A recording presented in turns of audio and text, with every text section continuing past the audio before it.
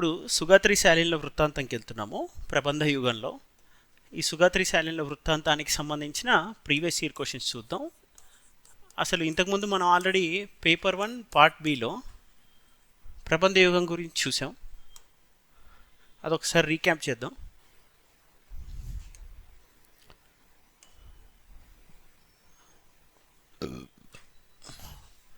Paper 1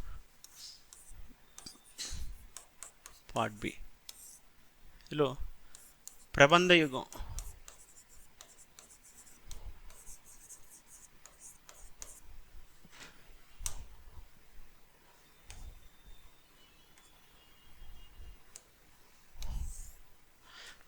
ఇందులో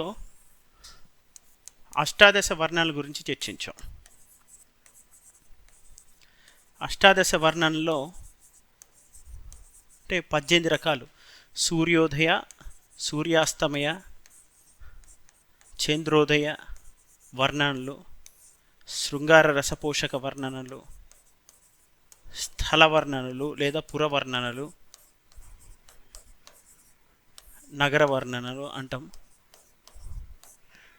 ఇలా పలు రకాల అక్కడ ఉన్నటువంటి జాతి వార్తా విషయాలను చర్చించడము, చమత్కారాలు, శృంగారమే ప్రధాన రసంగా భావించేటువంటివి. ఇందులో వస్వైక్యం ఉంటుంది, అంటే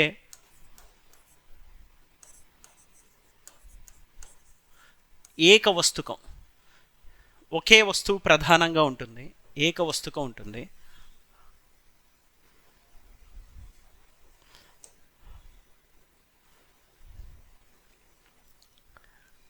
న్యూ బోర్డ్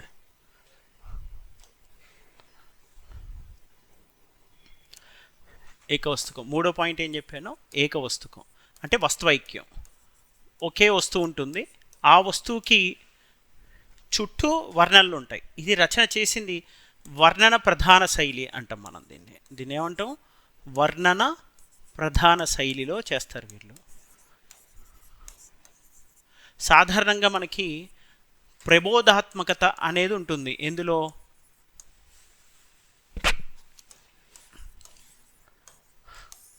అటు నన్నయ్య, తిక్కన, ఎర్రాప్రగడ రాసినటువంటి కవిత్రయ భారతంలో,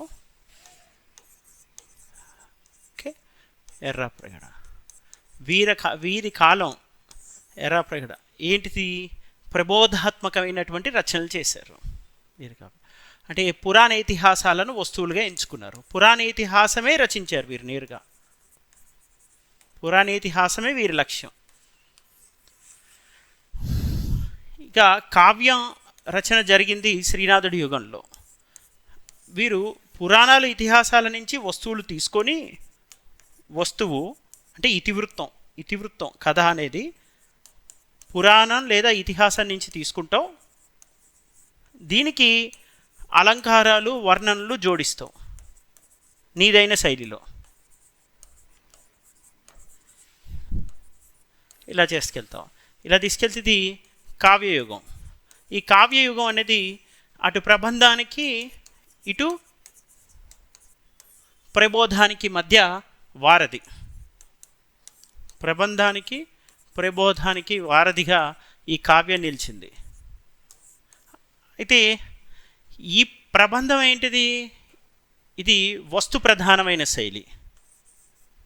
ఇది వస్తు ప్రధాన శైలి. ఇది వర్ణన ప్రధాన శైలి. లాజిక్ అర్థమైందా? ఇది వస్తు ప్రధాన శైలి, ఇది వర్ణన ప్రధాన శైలి. ఈ మధ్యలో ఉన్నోడు వస్తువు ప్లస్ వర్ణన, ఈ రెండిటికి 50-50 ఇస్తాడనమాట, ఈక్వల్గా.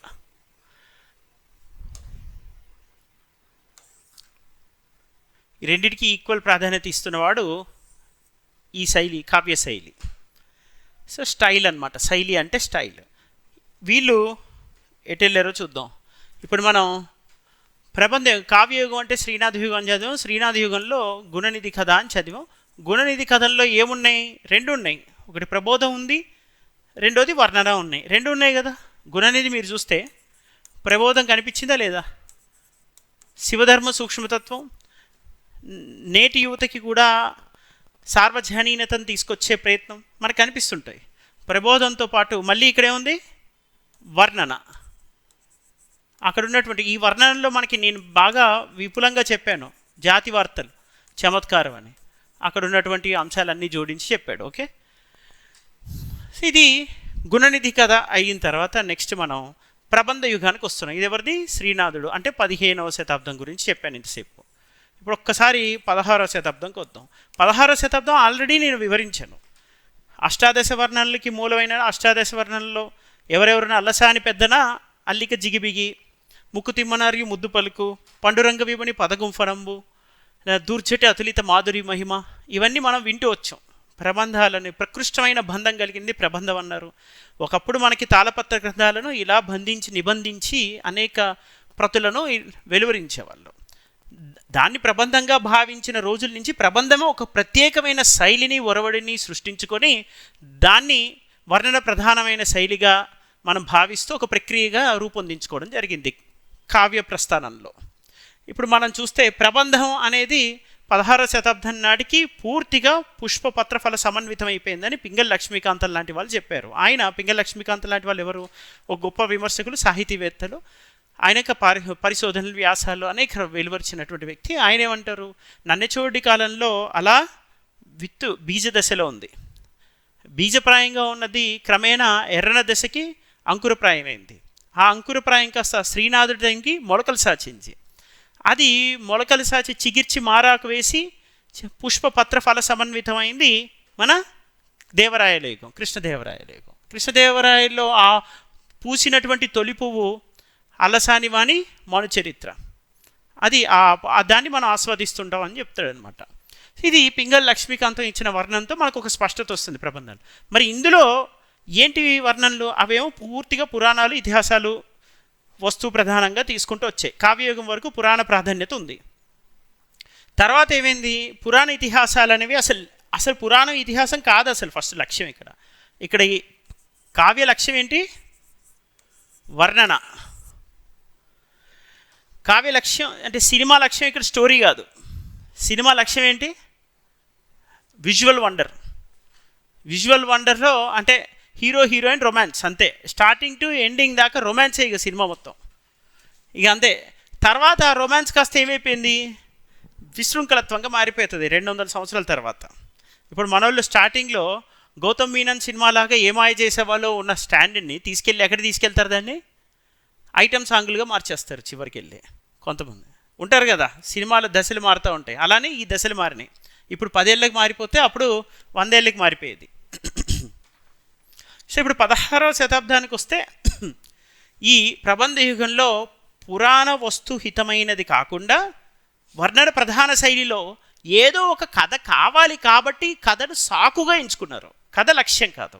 అలా సాకుగా ఎంచుకునే ఒకే ఒక కథతో చుట్టూ వర్ణనలు అల్లేవాళ్ళు. అలా అల్లే క్రమంలో మిశ్రమ కథలను ఎక్కువగా తీసుకోవడం కానీ లేదా కల్పిత కథలను ఎంచుకోవడం కానీ జరిగేది. అంతేగాని ప్రఖ్యాత వస్తువులను ఎంచుకునేవాళ్ళు కాదు. ప్రఖ్యాత ఇతివృత్తం 3 రకాలుగా ఉంటుంది: ఉత్పాద్యం, మిశ్రమం, కల్పితం అంటారు. ఉత్పాద్యం లేదా ఉత్పాద్యం అంటే ఇది సంస్కృత పదం. దీన్ని ఏమంటాం మనం? ప్రఖ్యాతం అంటాం. ఏమంటాం? ప్రఖ్యాత ఇతివృత్తం అంటే ఏంటి? రామాయణ, భారత, భాగవత, పురాణ ఇతిహాసాలకు సంబంధించిన చరిత్రలని, పురాణ ఇతిహాసాలు అన్నీ కలిపితే ప్రఖ్యాతం. ఏంటిది? ఇది మిశ్రమం. మిశ్రమం అంటే సగం కల్పితం, సగం ప్రఖ్యాతం. ఇదంతా ఇది దీంతో పాటు పూర్తిగా కల్పితం. ఇప్పుడు ఈ దశ ఎవరిది? ప్రబంధ దశ. వీళ్ళు ఎంచుకున్నవి. ఇప్పుడు రామరాజ భూషణుడి రచనలు ఉన్నాయి. ప్రభావతి ప్రద్యుమ్నం అని ఉంటుంది. ఇప్పుడు అది మిశ్రమ కథలు అనమాట. ప్రభావతి ప్రద్యుమ్నం. ఇప్పుడు ఈయన కళాపూర్ణోదయం అని రాశాడు. సుగాత్రి శాలిన్ల వృత్తాంతం ఆ కళాపూర్ణుడి ఉదయానికి సంబంధించింది. కళాపూర్ణుడు జనిస్తాడు ఎవరికి? సుగాత్రి శాలినుడికి. ఆ కళాపూర్ణుడి జనన వృత్తాంతానికి సంబంధించిన కావ్యమే కళా పూర్ణోదయం పూర్తిగా కల్పిత గాథ. ఎవరు కల్పించారు, సృష్టించారు? అది పింగళి సూరణ. మనకి అష్టాదశ కవుల గురించి నేను ఇందాకే ఒక పద్యంలో నలుగురిని చెప్పా, అందులో ఇంకొంతమంది ఉన్నారు. సరే, రామరాజభూషణుడు ఆ కాలం నాటివాడు కాదు, తర్వాత కాలంలో వచ్చాడు. కాకపోతే రాయల యుగానికి చెందినవాడు, కృష్ణదేవరాయల ఆస్థానానికి చెందినవాడు కాకపోయినప్పటికీ రామరాజు ఇప్పుడు కళాపూర్ణ నేను ఇందాక రామరాజభూషణుడు ప్రభావతి ప్రద్యుమ్నం కాదు, ప్రభావతి ప్రద్యుమ్నము ప్లస్ కళాపూర్ణోదయం ఇదంతా పింగళి సూరణ. అయితే రామరాజభూషణుడి వసుచరిత్ర నేను ఏదో వసుచరిత్ర అనేది ఈయన మను చరిత్రకు ధీటుగా రాశాడని ప్రతీతి పొందింది. ఇది మామూలు ప్రతీతి కాదు, ఇది వీణావాదన వేళన గుమగుమోర్భాయతి. ఆయన ఏంటంటే సంగీత మాధుర్యాన్ని తలపించేలా పద్యాలు రాస్తాడు ఆయన. ఎవరు? ఈ వసుచరిత్ర రాసిన మిశ్రమ కథ. సుక్తిమతి కోలాహలుడు అని ఇద్దరుంటారు. సుక్తిమతి అనేది నది, కోలాహలుడు అనేది పర్వతం. ఆ రామరాజభూషణుడు అనేవాడు ఈ వసుచరిత్ర రాశాడు. రామరాజభూషణుడు. ఇవన్నీ మిశ్రమ కథలు. ఓకే, నేను ఉదాహరణకి చెప్తున్నవి. ఇక కల్పిత కథల్లో కళాపూర్ణోదయం పూర్తిగా కల్పితం, మనం చదువుతుంది ఇప్పుడే కళాపూర్ణోదయం. అందులోని సుగాత్రిశాలిలో వృత్తాంతం ఉన్నాయి, ఇందులో అనేక వృత్తాంతాలు ఉంటాయి. ఓకే, కలభాషిని మణికందుల వృత్తాంతం ఉంటుంది. ఇలా ఆ వృత్తాంతాల్లో కీలకమైనది సుగాత్రిశాలిలోది. ఇప్పుడు ఇందులో రామరాజభూషణుడు వసుచరిత్ర లాంటిది రచించడం వరకు కూడా ఏం నడిచింది? పూర్తిగా ఏ యుగం నడిచింది? ప్రబంధ యుగం నడిచింది. 17వ శతాబ్దం తర్వాత మనకి 18వ శతాబ్దం నాటికి ఆ ప్రబంధ అనంతర యుగంలో క్షీణత్వం చోటు చేసుకుంటుంది. దాన్ని క్షీణయుగం అంటారు, లేదా దక్షిణాంతర యుగం అంటారు, లేదా ప్రబంధానంతర యుగం అంటారు. సాహితీవేత్తలు ఏమని విభజించారు దాన్ని? క్షీణయుగం, అంధయుగం, ప్రబంధానంతర యుగం, దక్షిణాంతర యుగం. పాజిటివ్గా చెప్పిన వాళ్ళేమో ప్రబంధానంతర యుగం, దక్షిణ యుగం అన్నారు. నెగిటివ్గా చెప్పిన వాళ్ళు క్షీణయుగం, అంధయుగం అన్నారు. సాహిత్యంలో అది ఒక అంధయుగం లాంటిది అని భావించారనమాట. ఒక డార్క్ ఏజ్ అంటారు, డార్క్ ఏజ్. సరే, ఇప్పుడు మనం ఏదో ఓకే, కళాపూర్ణోదయం గురించి చెప్పేటప్పుడు ఇందులో మొట్టమొదటగా మనం ఏంటి, కళాపూర్ణోదయం మొత్తం టెక్స్ట్ లేదు కానీ మనకి కేవలం ఒకే ఒకటి ఉంది. ఏంటిది? అది సుగాత్రి శాలీనుల కథ మాత్రమే ఉంది. ఏంటి సుగాత్రి? ఈ అందమైన శరీరం కలిగిన ఈ స్త్రీ, అందమైన శరీరం కలిగిన స్త్రీ శాలీనుడిని వివాహం చేసుకుంటుంది. శాలీనుడు ఇల్లరికం వస్తాడు. ఇల్లరికం వచ్చినటువంటి ఈ శాలీనుడికి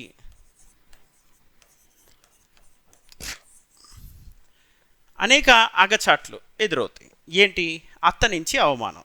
అత్త నుంచి అవమానం అంటే అత్త ఊరికే అవమానిస్తుందా? పనేం లేదా? అత్తలంటే అవమానించడానికి పుట్టారా? ఒకప్పుడు భార్యగా అత్త అంటే కాదు కదా. సంసార జీవనంలో కనీస మౌలిక ఎక్స్పెక్టేషన్ ఒకటి ఉంటుంది, మౌలికమైనటువంటి అభిరుచి ఒకటి ఉంటుంది, ఆసక్తి ఉంటుంది. భార్యకు ఒకటి ఉంటుంది, కుటుంబీకులకు ఒకటి ఉంటుంది. అందరికీ కామన్గా ఏంటి? వారసత్ ఒకటి జన్మించాలి. వారసుడైనా కావచ్చు, ఎవరైనా సంతానం అందం. వారసుడని ఎందుకు? పుల్లింగంతో సంతానం. ఒక వారసురాలు కానీ వారసుడు కానీ ఉండాలి.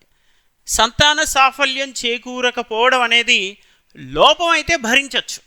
సరేలే, ఏదో సరి చేసుకుందాం, సరిపెట్టుకుందాం, సరిదిద్దుకుందాం అని. లోపం కాదు. మనోడు విముఖతతో ఉంటాడు. విముఖత ఎవరి పట్ల? భార్యతో. భార్యని శృంగారించి భర్త దగ్గరికి పంపిస్తూ ఉంటే భర్త విముఖుడై పరాన్ముఖుడై భార్యతో సంగమించడం లేదు. పదే పదే పదే ఇదే అంశం పునరావృతం అవుతూ ఉంటుంది. శాలీనుడికి ఆస్తిత్యం, పిల్లనిత్యం, మళ్ళీ దాంతో వాడు ఇవ్వాల్సిందేంటి? సంతానం.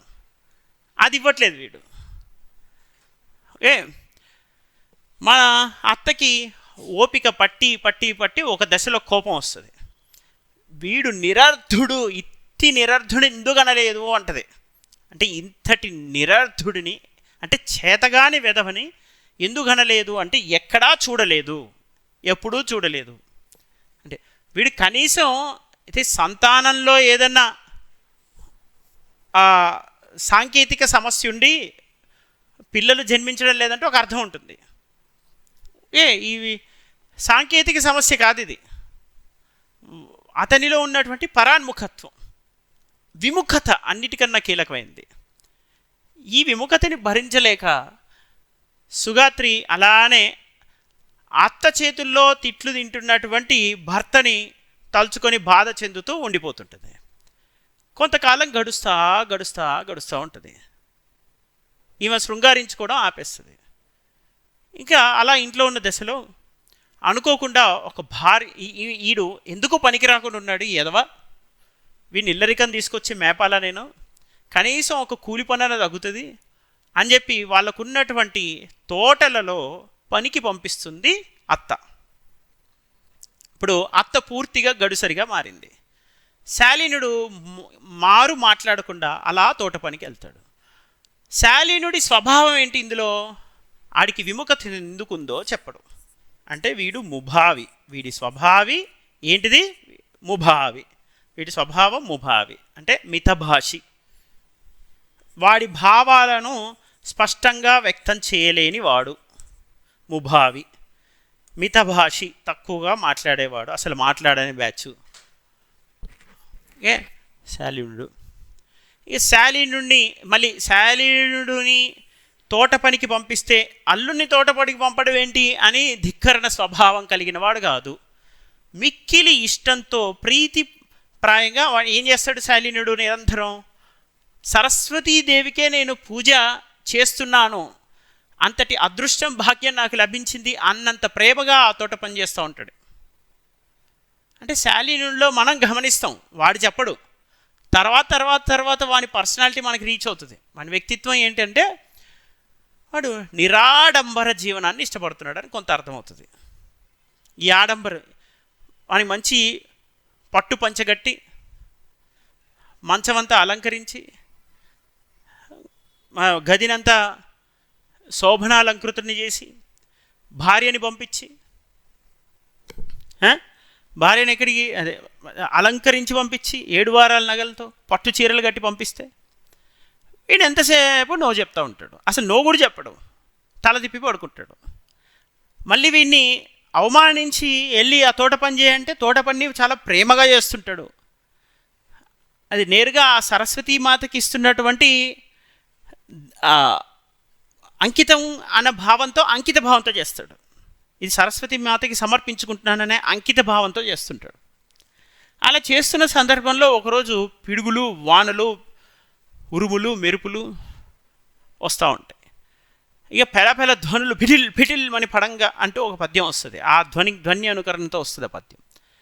ఇవి వెంటనే సుగాత్రి దడుచుకుంటుంది. నా భర్తకి ఏమైపోయిందో అని భయపడుతుంది. భర్త కోసం పరుగులు తీస్తుంటే విపరీతమైన వరద.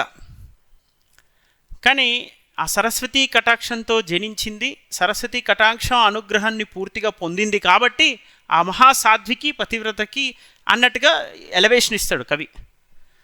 ఏం చేస్తుంది, ఆ నది బాటలు వేస్తుంది. వేస్తే అలా తోట పని చేస్తున్నటువంటి భర్త దగ్గరికి వెళ్తుంది. భర్త తోట మాత్రం మునిగిపోకుండా చాలా అందంగా కనిపిస్తూ ఉంటుంది. కనిపిస్తుంటే ఈమె కూడా అయ్యో భర్త ఇంత కష్టపడిపోతున్నాడే అని చెప్పేసి ఆ చెమట బిందువులు చూసి తట్టుకోలేక ఈమె కూడా వెళ్ళి 4 చెమట బిందువులు గారుస్తుంది అక్కడ. అప్పుడు ఆ సుగాత్రి ఆ తోరంపు చనుదోయి తుల్లింతల నిడంగా అన్న పద్యం వస్తుంది. అది మామూలు పద్యం కాదు, అది వేరే లెవెల్ పద్యం. అది ఏంటిది, తోరంపు ఆమె పని చేస్తున్నప్పుడు ఆమె 2 చన్నులు తుల్లింతలు పడుతున్నాయి అంటాడు. అంటే అల్లరి చేస్తున్నప్పుడు చిన్నపిల్లల తుల్లింప అంటే మన చిన్నపిల్లలకి వర్ణించకుండా ఎవరికి వర్ణించాడు ఇక్కడ, కావ్యనాయికకి ఆ చన్నులు 2 అలా మొలకలు నాటుతుంటే, పొలం పని చేస్తుంటే అవి అటు ఇటు తుల్లింతలాడుతున్నాయి అని చెప్పేసి వర్ణిస్తాడు. అలా శృంగార రసప్రాయంగా వర్ణిస్తున్నాడు. ఎవరికి అనిపిస్తుంది ఈ భావన, శాలీనుల్లో కనిపిస్తుంది. శాలీనుడు అప్పుడు సుగాత్రితో సంగమిస్తాడు. అప్పుడు అప్పుడు వెంటనే ఇంటికి వచ్చి సిగ్గుల మొగ్గైనటువంటి సుగాత్రిని చూసి వాళ్ళ అత్త సంబరపడిపోద్ది. ఆయన రేపటి నుంచి ఇక తోట పని మానేసి ఇల్లంతా చూసుకోమని చెప్పు, చాలు మన అల్లుడు వచ్చాడు, ఇంకేం కావాలి అది ఇది అనుకుంటుంది. వాడు మనసు మారిపోయిందండి అని చెప్పేసి ఆ రోజు మళ్ళీ అలంకరించి పంపిస్తే మళ్ళీ ఆమె దిక్కు చూడడు, మళ్ళీ నిద్రపోతాడు. అదేంద్రా బాబు, అక్కడ తోటలోనేమో సంగమిస్తావు, ఇంట్లోనేమో అన్ని సౌకర్యాలు సమకూర్చి సంగమించరంటే సంగమించవని చెప్పేసి గొడవ, మళ్ళీ ఇదే గొడవ. ఇంకా చిరాకు వస్తుంది వాళ్ళ అత్త. ఈడేందో వీడి స్వభావం ఏంటో, వీడి విచిత్రమైన మనిషి అర్థం కాడు అని చెప్పేసి వీని మీద మళ్ళీ చిరాకుతో వాళ్ళ అత్త ఎక్కడ పంపిస్తుంది, తోట పనికే పంపిస్తుంది. పంపిస్తే మళ్ళీ సుగాత్రి ఒకానొక సందర్భంలో సరే భర్త కన్నా సహాయపడదా, నేను కూడా ఖాళీగా ఉండి ఏం చేస్తా అని వెళ్తుంది. మళ్ళీ అక్కడ సంగమిస్తాడు. అంటే వీడికి తోట నచ్చిందా లేదా సుగాత్రి నచ్చిందా ఏంటా అని చూస్తే శ్రమైక జీవన సౌందర్యం పట్ల మమకారం కలిగిన వాడు శాలీనుడు. శాలీనుడు అంటేనే నిరాడంబర జీవనంలోని శ్రమైక జీవన సౌందర్యం పట్ల సముఖత కలిగిన వాడు, ఈ అలంకృత ఆడంబర జీవనం పట్ల విముఖత కలిగిన వాడు. ఈ దాంపత్య జీవనంలోని రతి అభిరుచిని గ్రహించినటువంటి ఆ సుగాత్రి భర్త రతి అభిరుచి మేరకే వ్యవహరించడం ప్రారంభిస్తుంది. అప్పుడు తల్లి ఒక మాట అంటుంది, వేళ కాని వేళల్లో ప్రదేశం కాని ప్రదేశాలలో ఇలా సంగమించడం సముచితం కాదు, ఇది పద్ధతి కాదంటే అప్పుడు సుగాత్రి భర్తకి ఏది అభిరుచో అదే నేను పాటిస్తాను, ఇది దాంపత్య జీవనంలో మా మధ్య ఉన్నటువంటి ఈ నిరాడంబర శ్రమైక జీవన సౌందర్యాన్ని మేము పూర్తిగా గౌరవించుకుంటున్నాం పరస్పరం అని చెప్పేసి మాట్లాడుతున్నటువంటి ఆ వైఖరి నచ్చి అప్పుడు సరస్వతీదేవి కూడా మెచ్చుకుంటుంది అనమాట సుగాత్రిని.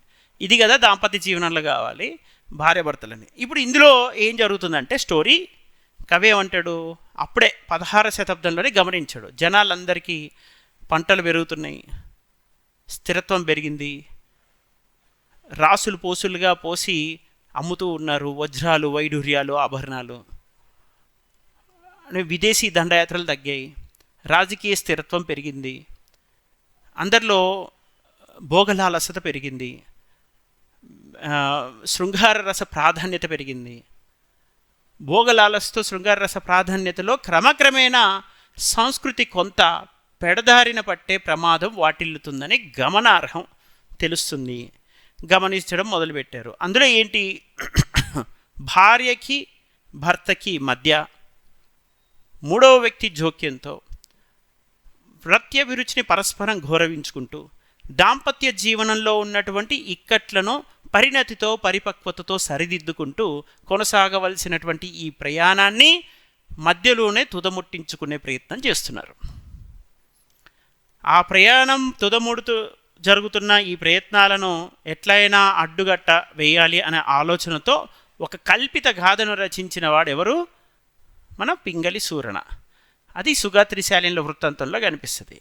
ఏంటి, దాంపత్య జీవనంలో ఒక్కొక్కరి నడవడిక శైలి, వ్యక్తిత్వము, మూర్తిమత్వము, మనస్తత్వము ఒక్కో విధంగా ఉంటుంది. వాటిని ఓపికతో, ఓర్మితో, ఓర్పుతో, కొంత పరస్పర అభిరుచిని ఆసక్తులను గమనిస్తూ అర్థం చేసుకుంటూ పరిణతి పరిపక్వతతో పరిష్కరించుకుంటూ వెళ్ళాలి. ఓర్పు, పరిణతి, పరిపక్వత దాంపత్య జీవనంలోని సమస్యలకు పరిష్కారం కానీ ఇరువురి మధ్య చెలరేగినటువంటి టీ కప్పులో తుఫాను వంటి కొద్దిపాటి తాత్కాలిక ఏవైనా ఆటంకాలను, తాత్కాలికమైనటువంటి పరస్పరం ఎదురైనటువంటి చిన్నపాటి ఎడబాట్లను మనం ఎలా భావించకూడదు, విడిపోవడానికి దారితీసేటువంటి అంశంగా భావించకూడదు. దాంపత్య జీవనంలో ఉన్నటువంటి ఔన్నత్యాన్ని తెలియజేయాలనే లక్ష్యంతో ముఖ్యంగా దాంపత్య జీవనంలో 90% పైగా ఎదురవుతున్నటువంటి సవాళ్ళు ఏముంటుంది, సంసార జీవనంలో వాళ్ళు నిర్వర్తించవలసినటువంటి కొన్ని కర్తవ్యాలు బాధ్యతలలో ఎదురవుతున్నటువంటి హెచ్చుతగ్గులు. ఏం హెచ్చుతగ్గులు? కొంతమంది మరింత ఎక్కువ బాధ్యతగా వ్యవహరించి ఛాందసంగా భావిస్తారు వాళ్ళని. కొంతమంది అసలు బాధ్యతే లేకుండా వ్యవహరిస్తున్నారు అనే విధంగా వాళ్ళని మనం మిస్అండర్స్టాండింగ్ అంటే అపార్థం చేసుకునే అవకాశం ఉంటుంది. ఈ అంటే బాధ్యతాహితమైన వ్యవహార శైలికి దారి తీసేందుకు కావలసినటువంటి ఓర్పు, చాకచక్యము, అభిరుచిని గౌరవించుకోవడము అనేది చాలా పరిణతితో కూడుకున్న అంశం. దీన్ని కోల్పోతున్నారనమాట ఆ సమాజంలో. అనేది 400 సంవత్సరాల క్రితమే అంచనా వేసినటువంటి దార్శనికుడు ఎవడు? మన పింగళి సూరన. ఇప్పుడు సుగాత్రి శాలిన్ల వృత్తాంతం పూర్తిగా అన్వయించదగినటువంటిది. ఇప్పుడు ఈ కాలంలో ఏం జరుగుతుంది? ఊ అంటే విడాకులు, ఆ అంటే విడాకులు.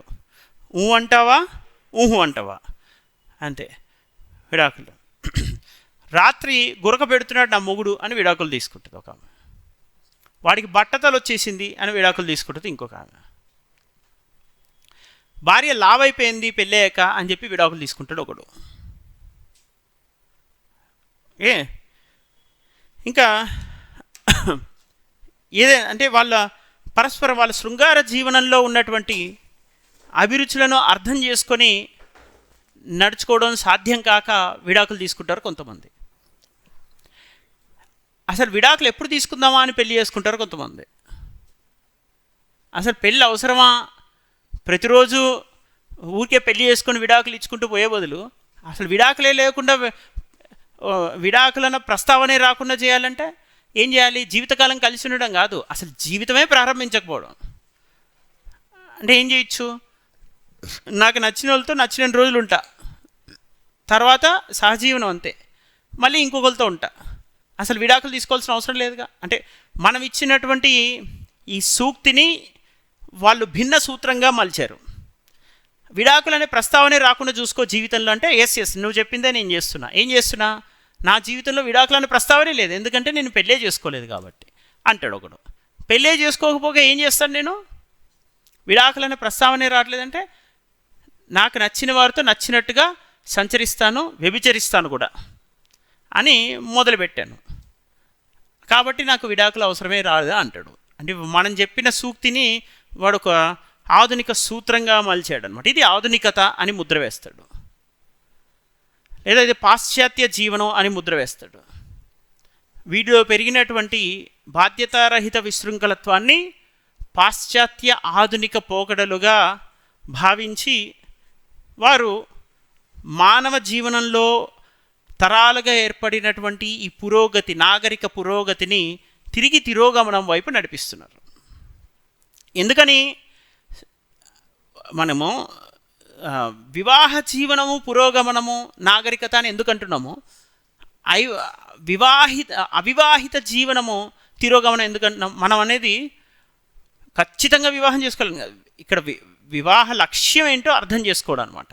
వివాహం చేసుకోకపోవడం కూడా, చేసుకొని వాళ్ళు కూడా ఉన్నారు, అది గొప్ప విషయమే. అది ఏ రకంగా గొప్ప విషయం అవుతుంది? అది సమాజ హితం కోసం తమ వైయక్తిక జీవనంలో ఉన్నటువంటి ఇహపర సుఖాలను భోగాలను వదులుకున్న మునిమాన్యులను మనం ప్రస్తావించడం లేదు. వారు 1000 సంవత్సరాలుగా ఉన్నారు. వారు ఈ ఇహపర దుఃఖ సుఖాలకు అతీతంగా రాగద్వేషాలను విడిచిన కన్వ మహాముని లాంటి వాళ్ళు ఉంటారు, ఆజన్మ బ్రహ్మచారులు. అటువంటి ఆజన్మ బ్రహ్మచారులు మునిశ్రేష్ఠుల గురించి మనం ప్రస్తావించడం లేదు. ఇక్కడ విశృంఖలత్వం, బాధ్యతారాహిత్యం, దానివల్ల సమాజ తిరోగమనం ఎలా జరుగుతుంది అని మాత్రమే మనం ప్రస్తావిస్తున్నాం ఇక్కడ. మనం ఇప్పుడు ఈ కాలంలో ఉన్నటువంటి మునిశ్రేష్ఠుల్లో ఒకరు అటల్ బిహారీ వాజ్పేయి లాంటి వాళ్ళు. వారికి ఆజన్మాంతం వారికి ఇహపరసుకాలు, వాళ్ళకంటూ ఆస్తులు లేవు, ఎందుకంటే తర్వాత తరము లేదు. వారు సంపాదించుకున్న ఆస్తి ఏంటి? దేశహితం, సమాజహితం, ధర్మహితం, అంతే. వారి జీవన ప్రస్థానం మొత్తం దానికే అంకితం. అలా అంకిత భావంతో ఉన్నటువంటి మునిశ్రేష్ఠ అలాంటి కర్మ మహామునులు ఇప్పటికీ జీవిస్తూ ఉంటారు ఆజన్మ. సో ఆజన్మ బ్రహ్మచర్యాన్ని స్వీకరించినటువంటి వ్యక్తులు ఉంటారు, వీరికి అతీతమైనటువంటి చర్చలు కాదు. ఇది గృహస్థాశ్రమంలో ఉన్నటువంటి వ్యక్తులు నిర్వర్తించవలసినటువంటి విధిని కర్తవ్యాన్ని వీడి పరాన్ముఖులై పరాయీకరణ చెంది వారు పొందుతున్నటువంటి ఇక్కట్లను ప్రస్తావించే ప్రయత్నం చేస్తాను. ఎందుకని? దీనివల్ల వారు ఏమన్నా మనశ్శాంతి పొందుతున్నారా? శాంతి అనేది ఉందా? వివాహం చేసుకోకపోవడం తప్పులేదు, కానీ నువ్వు గృహస్థాశ్రమంలోకి ప్రవేశించిన తర్వాత వివాహ జీవనంలో ఉన్నప్పుడు మాత్రం మళ్ళీ నువ్వు నిర్వర్తించాల్సిన బాధ్యతలు పెరుగుతాయి. ఇప్పుడు నువ్వు నీ ఫస్ట్ షో సినిమాకి వెళ్తావు, మంచిదే, అది నీ స్వేచ్ఛ. ప్రైమ్ మినిస్టరు నేను ఒక్కడనే ఫస్ట్ షో సినిమాకి వెళ్తా, నా ఇష్టం, నువ్వెవరు క్వశ్చన్ చేయడానికి అని వెళ్ళొచ్చా? అంటే పొజిషన్ని బట్టి వాళ్ళ బాధ్యతలు మారిపోయాయి. అంటే స్థాయి అర్హతలు పెరుగుతున్న కొద్దీ వ్యక్తులు నిర్వర్తించాల్సినటువంటి బాధ్యతలు పెరుగుతాయి, వారికి ఉన్నటువంటి వైయక్తిక స్వేచ్ఛలు తగ్గుతాయి. మరి వాటికి నువ్వు సిద్ధంగా ఉన్నావా లేదా? సిద్ధపడితే నువ్వు నిర్వర్తించవలసినటువంటి విధి ఇది. అంటే విధి ఇది. నీ హక్కులు బాధ్యతలుగా రూపాంతరం చెందుతాయి వివాహం తర్వాత. అంటే నీ స్వేచ్ఛని నువ్వు కుటుంబం కోసం ఉపయోగించడం, ఉత్పత్తి కోసం ప్రయత్నించడం, లక్ష్య సాధనకై నువ్వు నిరంతరం శ్రమించడం, అంటే నీ హక్కులన్నీ కూడా నువ్వు ఏం చేయాలనుకుంటున్నావు, ఏం చేద్దాం, ఏం చేయొద్దు అనుకుంటున్నావు, ఇవన్నీ వివాహానంతరం బాధ్యతలుగా రూపాంతరం చెందుతాయి. ఆ బాధ్యతలన్నీ నువ్వు విస్మరించకుండా జీవించే ఉద్దేశంతో ఉంటేనే ఈ వైవాహిక గృహస్థాశ్రమంలోకి ప్రవేశించాలి. లేని పక్షంలో ప్రవేశించకూడదు. నీకంటూ ఒక లక్ష్యం ఉండాలి, ఆశయం ఉండాలి, దాని గురించి నువ్వు ఆరాటం ఏమున్నా చేసుకోవచ్చు. అది ఇప్పుడున్నటువంటి ఈ మోడీల్లాగా, ఓకే, అప్పుడున్న అటల్ బిహార్ లాగా, అంతకుముందున్న వివేకానంద లాగా నువ్వు ఎలా అయినా చేసుకోవచ్చు, రైట్, జీవితంలో. సో ఫైనల్గా ఈ చతుర్విధ ఆశ్రమాలలో ఉన్నటువంటి బ్రహ్మచర్యం, గృహస్థం, వానప్రస్థ సన్యాసాలలోని గృహస్థ ధర్మంలో పాటించవలసినటువంటి మౌలిక నియమం దాంపత్య జీవనాన్ని సక్రమంగా నిర్వర్తించుకోగలగడం, పరస్పర రత్యభిరుచిని గౌరవిస్తూ ఏ ఇబ్బందులు, అపార్థాలు, ఆటంకాలకు చోటివ్వకుండా ఓర్పుతో, నేర్పుతో వాటిని చాకచక్యంగా పరిష్కరిస్తూ వెళ్ళే పరిణతి, పరిపక్వత కావాలి. ఇది దాంపత్య జీవన లక్ష్యం. ఈ మాటలు 16వ శతాబ్దంలోనే చెప్పాడంటే ఈ 21వ శతాబ్దంలో మరింత ఔచిత్యవంతమైనది. అంటే 500 సంవత్సరాల క్రితం వచ్చినటువంటి ఒక కథ నేటికి 500 సంవత్సరాల క్రితం వచ్చింది నేటికి ఉపయుక్తం ఉందంటే అర్థం ఏంటి? ఆ జనులకు ఈ జనులకు అది సముచితంగా ఉంది, వినడానికి నేటి కాలానికి సంబంధించిందే కదా చెబుతుంది అనే భావన కలుగుతుంది. సార్వజనీనమైనది ఇది. ఫలానా ఒక మతానికి చెందిందో, ఒక కులానికి చెందిందో, ఒక ప్రాంతానికి చెందిన విషయం కాదు. ఇది ప్రపంచం మొత్తం వినవలసినటువంటి విషయం. ప్రపంచం మొత్తంలో depressions, suicides, stress, lack of piece, harmony ఇవన్నీ ఎందుకు జరుగుతున్నాయి విత్ ఇన్ హ్యూమన్ బీయింగ్స్? ఇంత టెక్నాలజీ అడ్వాన్స్మెంట్ పెరిగాక, ఇన్ని వ్యాక్సిన్స్ వచ్చాక, నీలో ఇంత ఇమ్యూనిటీని స్ట్రెంథెన్ చేసుకునే ఆహారపు అలవాట్లకు సంబంధించినటువంటి అవగాహన పెరిగిన తర్వాత నీలో ఎందుకని ఆ అశాంతి చెలరేగుతుంది? నీకంటూ ఒక స్థిరమైన దాంపత్య జీవనం లేదు. స్థిరమైన దాంపత్య జీవనంలో నీకు ఒక క్రమశిక్షణ ఏర్పడుతుంది. క్రమశిక్షణ వల్ల నీ ఆరోగ్యం కుదుటపడుతుంది. దాంతోపాటు నీకంటూ నలుగురు నిలబడతారు. నీకు కష్టం వచ్చినా, సుఖం వచ్చినా, మంచి వచ్చినా, చెడు వచ్చినా నీకు బాధ్యతలు ఏర్పడడం వల్ల నీ క్రమశిక్షణ ఉత్పత్తిగా మారుతుంది. ఆ బాధ్యతలను నిరంతరం నిర్వర్తించడానికి మరింత క్రమశిక్షణగా ఉంటూ నువ్వు ఉత్పత్తిలో భాగస్వామి అవుతావు. సో ఇన్ని విషయాలు ఉన్నాయి. ఇన్ని విషయాలను మనం ప్రస్తావించకుండా వీటికి దూరంగా పారిపోయినటువంటి యువత మరి ప్రశాంతంగా, సంతోషంగా, ఆనందంగా ఆస్వాదిస్తూ జీవిస్తుందా వాళ్ళ జీవనం అనేది ప్రశ్నిస్తే, లై డిటెక్టర్ టెస్ట్ చేస్తే ఎవడు ప్రశాంతంగా ఉండడు. సో దాంపత్య జీవనాన్ని అర్థం చేసుకోలేకపోవడం వల్ల ప్రశాంతత కోల్పోవడం, దాంపత్య జీవనంలోకి ప్రవేశించిన తర్వాత వారి కర్తవ్యాన్ని నిర్వర్తించని పరాన్ముఖుడు అవ్వడం వల్ల ప్రశాంతత కోల్పోవడం, దాంపత్య జీవనాల్లోకే ప్రవేశించకపోవడం వల్ల కూడా వాళ్ళు శాంతిని కోల్పోవడం, ప్రశాంతతను కోల్పోవడం జరుగుతూ ఉన్నాయి. దాంపత్య జీవనం ఎంచుకోకపోయినా ఎంచుకున్నా నీ జీవితం మరింత మెరుగవ్వాలి, ఔన్నత్యం పొందాలి. అది అవ్వట్లేదే. నువ్వు ఎంచుకున్నా ఎంచుకోకపోయినా ఈ రెండు మార్గాల్లో నీ జీవనం ప్రస్థానం మరింత ఔన్నత్యం పొందాలి. నీ మేధో సంపత్తి పెరగాలి, నీకున్నటువంటి ఆత్మస్థైర్యం పెరగాలి, నీకు పెరిగేటువంటి బలగం పెరగాలి, ఆ బలం ప్రయోజనకరంగా మారాలి. ఇవన్నీ జరగాలి కదా. అలా జరుగుతున్నాయా అంటే జరుగుతున్నాయి. అవి ఎవరైతే సక్రమంగా నిర్వర్తించుకోగలుగుతున్నారో వాళ్ళకి మంచి జరుగుతున్నాయి. కానీ మెజారిటీ స్లోగా ఎటువైపు ట్రాన్స్ఫార్మ్ అవుతుంది, అది ఫెయిల్యూర్ వైపు వెళ్తుంది. సో అట్లా. సో సార్వజనీనమే కాదు, సార్వకాలీనమైనది. ఆ కాలానికి ఈ కాలానికి, ఆ ప్రజలకి ఈ ప్రజలకి, ఆ ప్రజల కన్నా ఈ ప్రజలకి మరింత ఉపయుక్తం అనేటట్టుగా రాసినటువంటి రచనలే ఇవన్నీ కనిపిస్తాయి మనకి. ఇవన్నీ ఎవరు చెప్పారు? ఇది సుగాత్రి శాలిన్ల వృత్తాంతంలో పింగళి సూరని చెప్పాడు. రైట్. ఇలా ఇది సుగాత్రి శాలిన్ల వృత్తాంతం. ప్రతిదానికి ఒక కారణం ఉంటుంది. కార్యకారణ హేతు సంబంధిత అంశాలను మనం అర్థం చేసుకోగలగాలి. వీటి ప్రాధాన్యత ఏంటి, లక్ష్యం ఏంటి, ఉద్దేశ్యం ఏంటి, నేపథ్యం ఏంటి, తద్వారా వచ్చిన ప్రయోజనాలు ఏంటి, వాటిని సంస్కరించుకోవాల్సినటువంటి ఆవశ్యకత ఎంత ఉంది, ఆ ఆవశ్యకతతో పాటు మనం భావితరాలకు ఏ విధమైన సందేశాన్ని అందించాలి, ఇవన్నీ ఒక క్రమశ్రేణి, ఒక క్రమబద్ధంగా ఒక శ్రేణిలో మనము కుదించి అమర్చి వివరించాల్సినటువంటి అవసరం ఉంటుంది. ఒక క్రమబద్ధమైన శ్రేణి అంటే ఏంటి? ఒక గొలుసు కట్టు లాంటిది, ఒక చైన్ రియాక్షన్ లాంటిది ఇది. అదే. సో ఇప్పుడు నేను చెప్పిన పాయింట్స్ని మనం అర్థం చేసుకుంటే చలో మనం సుగాత్రి శాలిన్లకి వెళ్ళే ముందు ఒకసారి ప్రీవియస్ ఇయర్ క్వశ్చన్స్కి వెళ్దాం. ఇది కల్పిత గాథల ద్వారా మనోడు ఏం చేశాడు? వర్ణనలతో పాటు తనదైన స్వీయ వృత్తాంతాన్ని సృష్టించి ఒక ప్రబోధాత్మకమైన అంశాన్ని ప్రస్తావించాడు. ఎవరు? పింగళి సూరన సుగాత్రి శాలిన్ల వృత్తాంతంలో. ఒకసారి పీవైక్యూస్ చూస్తూ వద్దాం. మొత్తం అన్నీ సేకరించినవి ఇయర్ బై ఇయర్ చూస్తే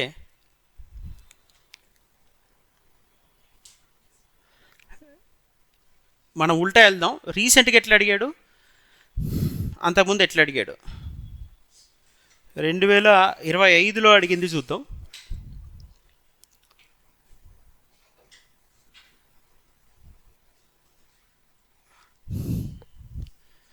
ఒకటి వ్యాఖ్యానానికి అడిగింది ఉంది,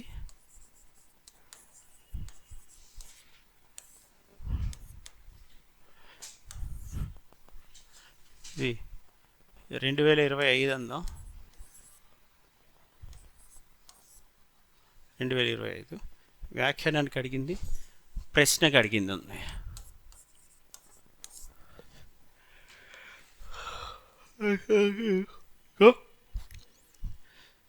ఈ పద్యంలో రసాభివ్యక్తిని విశ్లేషించండి. పద్యంలో ఏమడిగారు? రసాభివ్యక్తిని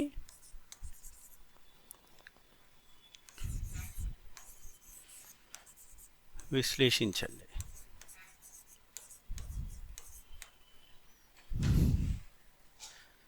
తుడిచిన భోక మన్మధుని దుర్జనత మహిమ అంటూ పద్యం వస్తుంది. ఆమెకి చెమట పడుతుంది. ఆ చెమట ఆ పొలంలో ఆ తోటలో పనిచేస్తున్నప్పుడు తుడుస్తుంటే మళ్ళీ పోకుండా మన్మధుని మహిమ వలన అది మళ్ళీ ఆ చెమట కారుతా ఉంది అన్నట్టుగా చెప్తాడు. తుడిచేవాడు శారీరుడు. నెక్స్ట్, తుడిచిన పోక మన్మధుని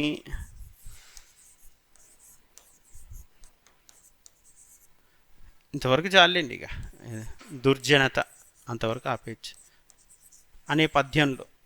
ఏ పద్యంలో అడిగారు? డాట్ అని పెట్టి ఈ పద్యంలో రసాభివ్యక్తి తుడిచిన పోక మన్మధుని దుర్జనత మహిమ వలన అనే పద్యంలో రసాభివ్యక్తిని విశ్లేషించమని అడిగింది. 2025 రీసెంట్గా జరిగిన ఎగ్జామ్ అది.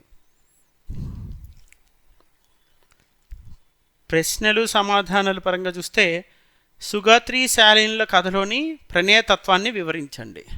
ఇది 10 మార్కులు అయితే సుగాత్రి శాలినుల కథలోని ప్రణయతత్వాన్ని వివరించండి.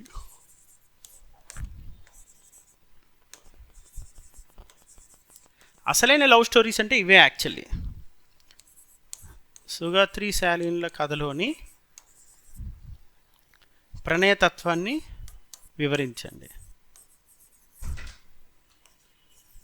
ప్రేమలో ఎవరైనా సరే ఆడపిల్లలు ఈ కాలంలో కంఫర్ట్ కోరుకుంటున్నారు.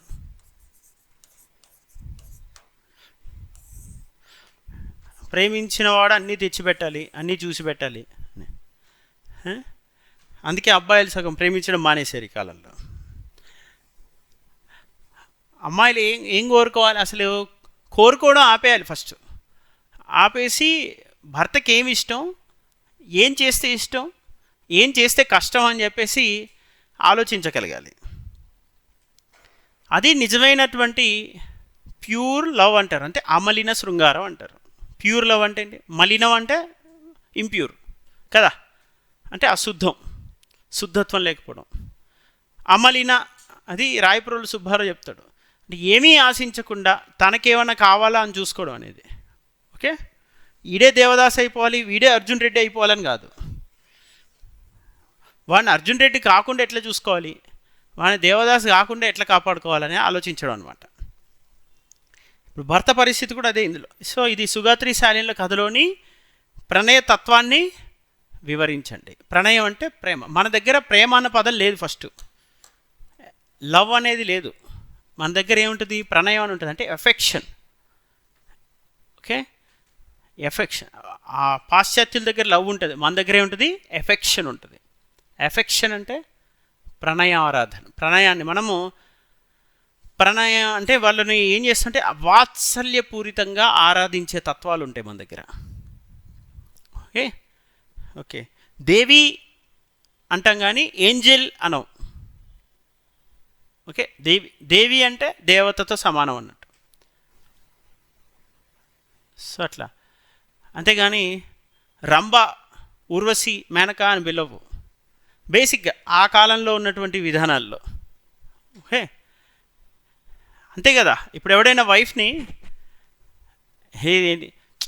బాహుబలిలో అనుష్కతో పోల్చాలని కొద్దిగా ఆలోచిస్తాడేమో, కానీ మొమెద్ ఖాన్ అని పిలవడు కదా. అవునా కదా, బేసిక్ లాజిక్ అది. వాడే పిలిచేటప్పుడు వాడు పిలిచేటప్పుడే ఆటోమేటిక్గా ఏముంటుంది? బేసిక్ వాళ్ళకు ఒక అట్రిబ్యూషన్ ఉంటుంది, అంటే కొన్ని గుణగణాలను వాళ్ళకి అనువర్తించి చూస్తాం. ఆ గుణగణాల్లో తెలియకుండానే అందులో ఒక వాత్సల్యం ఉంటుంది, ప్రీతిపాత్రమైన వాత్సల్యం ఉంటుంది. ఆ వాత్సల్యాన్ని ఏమంటాం మనం? ప్రణయం. వాత్సల్యంలో ఏముంటుంది? సహజంగానే గౌరవం ఉంటుంది, అంటే గౌరవ సంబోధక వాచకాలు ఉంటాయి అన్నమాట. సో అట్లా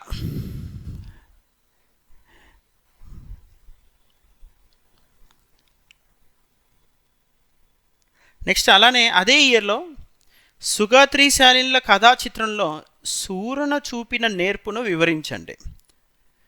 సుగాత్రి శాలినుల కథా చిత్రణలో సూరన చూపిన నేర్పును, సుగాత్రి శాలినుల, ఇది ఫస్ట్ అయితే సెకండ్, ఇది కథా చిత్రంలో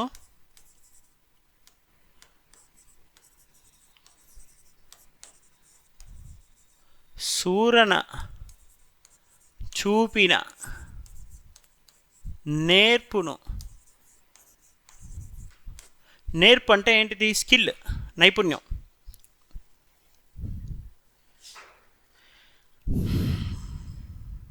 నేర్పును వివరించడా? ఇది కూడా 2025 సెకండ్ క్వశ్చన్, అందుకే ఇక్కడే రాసా. ఇది ఫస్ట్ది అయితే ఇది సెకండ్ క్వశ్చన్.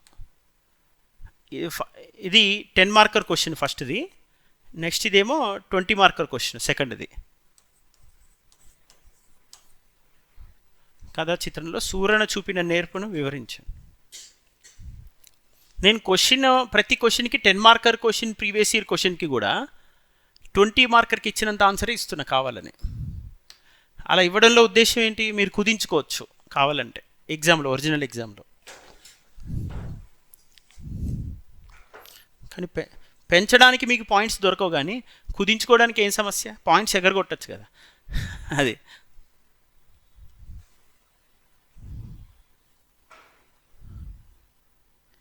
2024లో ఇక్కడ చేతులు పట్టుకొని ఈయనేమంటాడు,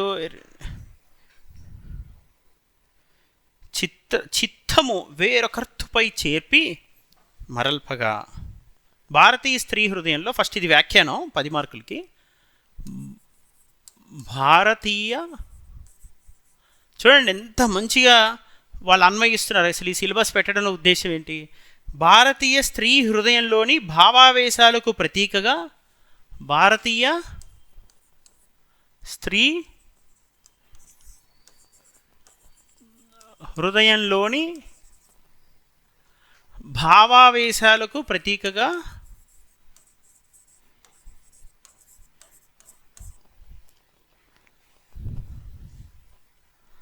వేశాలకు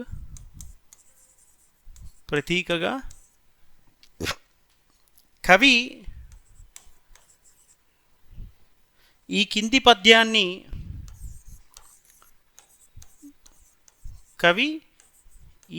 పద్యాన్ని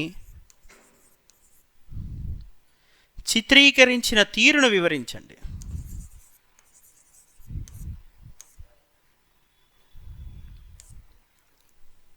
చిత్రీకరించిన తీరును వివరించండి.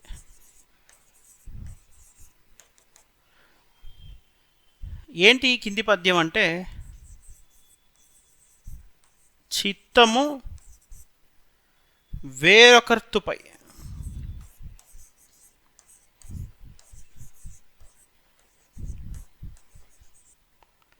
చేర్చి మరల్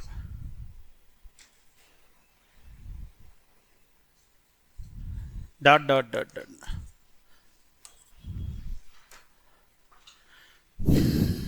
నా మీద దృష్టి లేకుండా వేరే వాళ్ళ మీద ఉందా చెప్పు, పర్లేదు, నీ దాసిగా పడుంటాను అని బతిలాడుకుంటుంది స్టార్టింగ్లో. అప్పుడు ఆ సందర్భంలో ఉందన్నమాట.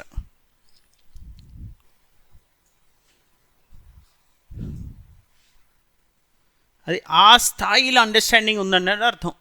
ఆ స్త్రీ 2024 నేను రాసింది, 2024 ఇప్పుడు నేను రాసింది 2024. ఇందులో ఒకటి ఏంటంటే, వ్యాఖ్యానం అనేది అసలు మిస్ చేయాల. గుణనిధి కథలో అయినా ఒక ఇయర్ బై ఇయర్ వ్యాఖ్యానాలు మిస్ అయినాయి, కానీ సుగాత్రి శాలీల వృత్తాంతంలో వ్యాఖ్యానం ఏ ఇయర్ మిస్ కాకుండా ఇస్తున్నాడు మీరు గమనిస్తే.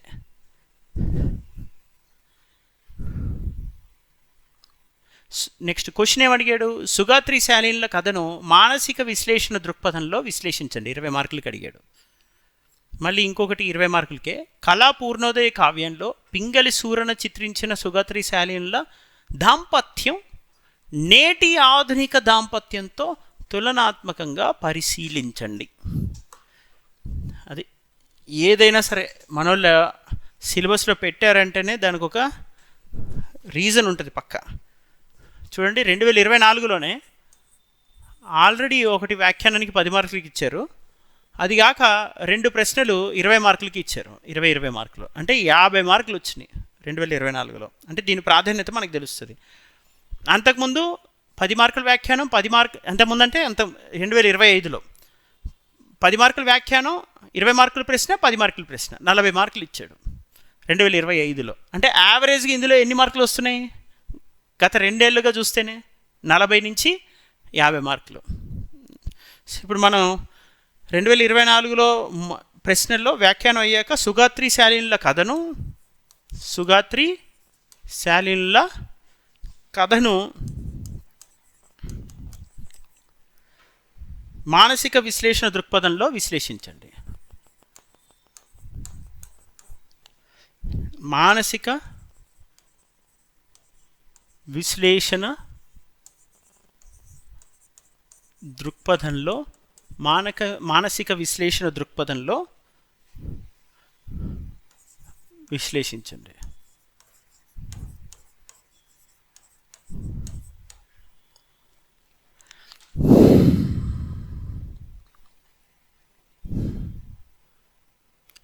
నెక్స్ట్ ఇది కళాపూర్ణోదయ కావ్యంలో ఇంకో క్వశ్చన్.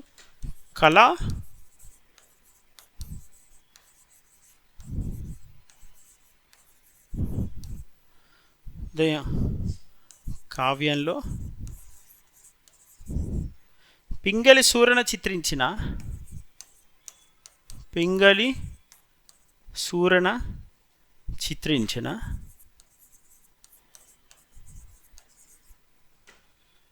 సుగాత్రి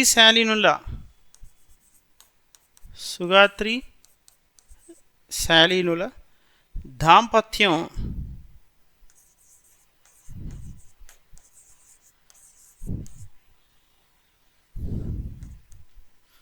నేటి ఆధునిక దాంపత్యంలో తులనాత్మకంగా పరిశీలించండి.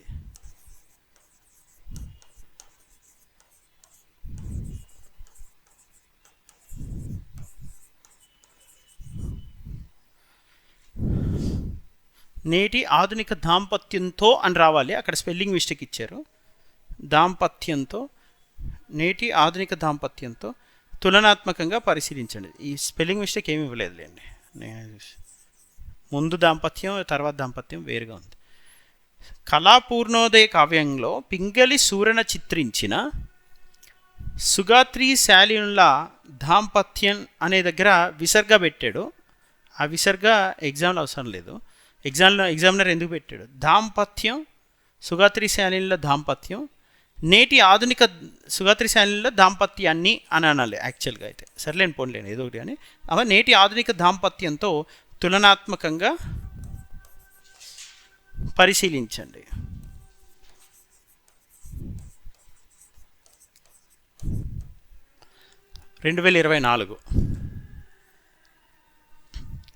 పరిశీలించండి. రైట్, మనకి ట్రెండ్ అనాలిసిస్ చూస్తే 2024 మీరు ఒకసారి మనసు పెట్టి ఆలోచించండి. గుణనిధి కథ ద్వారా 2024లో ఒకసారి లాజికల్గా ఆలోచించండి. గుణనిధి కథ ద్వారా కవి సమాజానికి తెలియజేయదలుచుకున్న సందేశాన్ని వివరించండి అని అడిగాడు 2024లో. అదే 2024లో కళాపూర్ణోదయ కావ్యంలో పింగళి సూరణ చిత్రించిన దాంపత్య జీవనం, సుగాత్రి శాలీనుల దాంపత్య జీవనం నేటి ఆధునిక దాంపత్య జీవనంతో తులనాత్మకంగా పరిశీలించండి. అంటే ఈ రెండు ప్రశ్నల్లో ఏంటి సిమిలారిటీ? నేటి సమాజం అంటే అంతకుముందు మళ్ళీ కృష్ణరాయబారం అడిగాడుగా నేటి సమాజంలో దేంతో అడిగాడు కృష్ణరాయబారం? రాజకీయాలకి, దౌత్యానికి అడిగాడు. నెక్స్ట్ మన శకుంతలోపాఖ్యానంలో అదే దుష్యంత చరిత్ర, దాన్ని కూడా నేటి సమాజంలో ఉన్న స్త్రీ పరిస్థితి అడిగాడు. అంటే నేటి సమాజంతో ప్రతి ప్రాచీన గ్రంథాన్ని అడుగుతున్నాడు. ప్రతి సాహిత్య అంటే మన 1000 సంవత్సరాల తెలుగు సాహిత్య చరిత్ర ఇప్పటికీ నేటి సమకాలీన సమాజానికి కూడా అన్వయించదగింది అని అర్థం. అవునా కాదా? అది మన సాహిత్యం ప్రస్థానం, గొప్పతనం, మన సాహిత్యానికి ఉన్న ఔన్నత్యం. అది ఎవరు గుర్తించట్లేదు.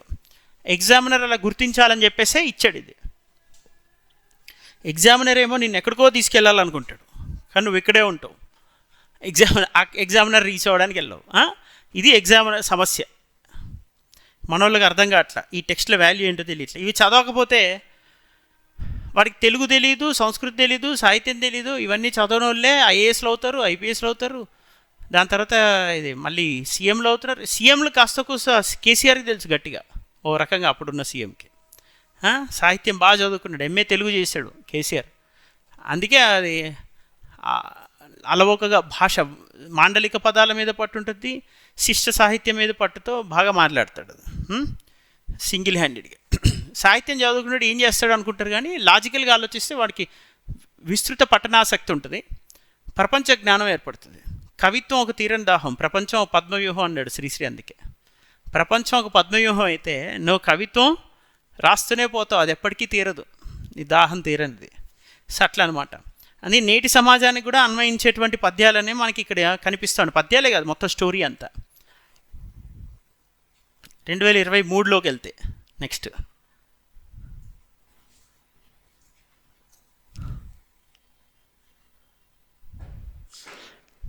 సంభాషణ వైచిత్రిని ఈ పద్యంలో ఉంది, వివరించమంటున్నాడు. కింది పద్యంలోని 2023లో వ్యాఖ్యానంలో సంభాషణ, మీరు ఒకసారి చూడండి, ప్రశ్నలు రసం మీద, సంభాషణ మీద, పాత్రల మీద ఫోకస్ చేస్తున్నాయి. స్త్రీ హృదయంలో అని అడిగాడు, అంటే పాత్ర. లాస్ట్ ఇయర్ అంటే 2024, 2024కి ముందున్న 2023లో ఏమడిగాడు? సంభాషణ. 2025లో ఏమడిగాడు? రసం. గుర్తుందా వ్యాఖ్యానం? రైట్. లాజిక్గా ఆలోచిస్తే ఇదే థీమిగా మనం గట్టిగా, నేను ఎప్పుడు కూడా మీకు 4 అంశాలు చెప్పా. 1 సన్నివేశ కల్పన, 2 సంభాషణ శిల్పం, 3 పాత్ర చిత్రణ, 4 రసపోషణ. కథం. ఈ 4 నేర్చుకుంటే టాటా బాయ్ బాయ్ అని చెప్పొచ్చు. కథం, టాటా బాయ్ బాయ్. అది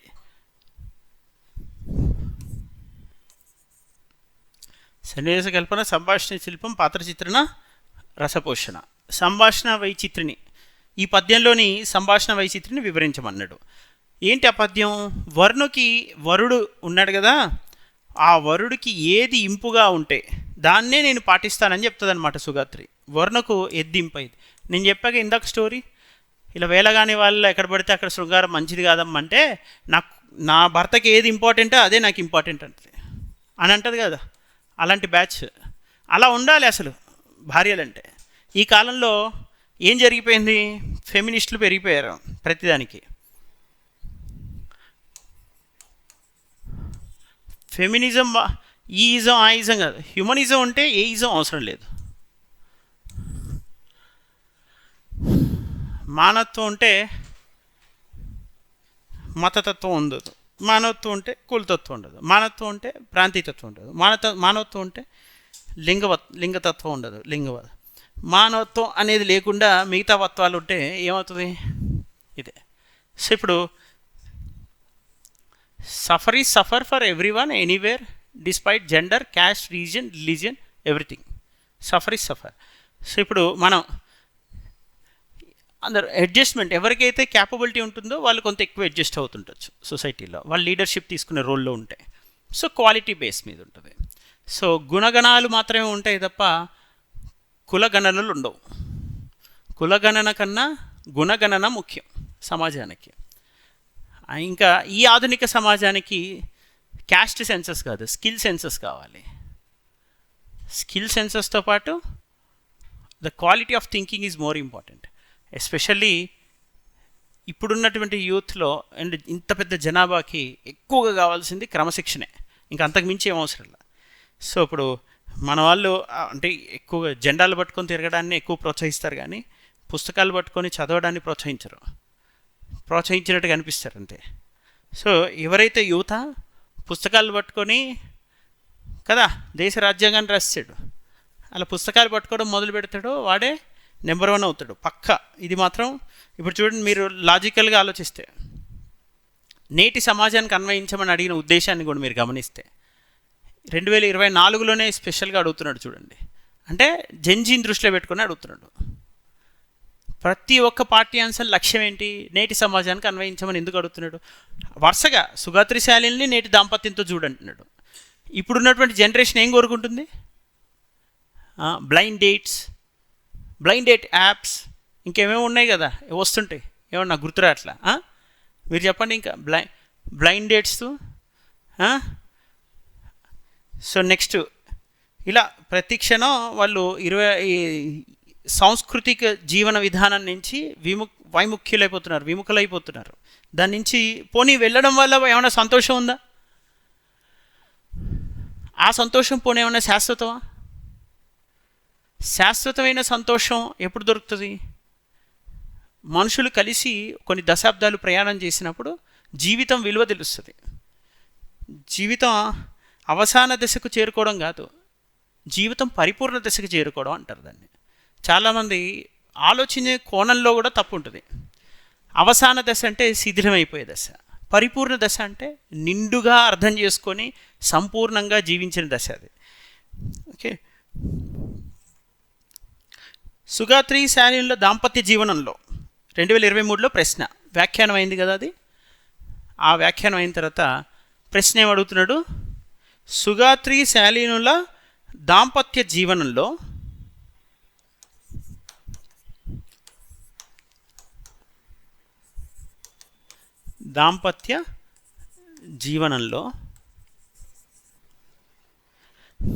ఒడిదుడుకులను సరి చేసుకున్న తీరును, ఎంత బాగా అడుగుతున్నాడు చూడండి. ఒడిదుడుకులను పద్యాలతో ఉన్నటువంటి ఒక గ్రంథాన్ని మనం ఇలా అన్వయించమని, ఒడిదుడుకులను సరి చేసుకున్న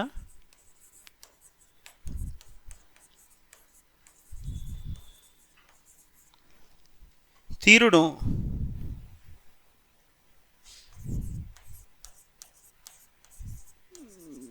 పింగళి సూరణ నేర్పు మేర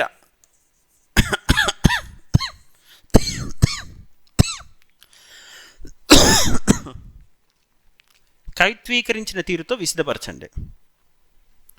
నేర్పు మేర కవిత్వీకరించిన తీరుతో విశదపరచండి.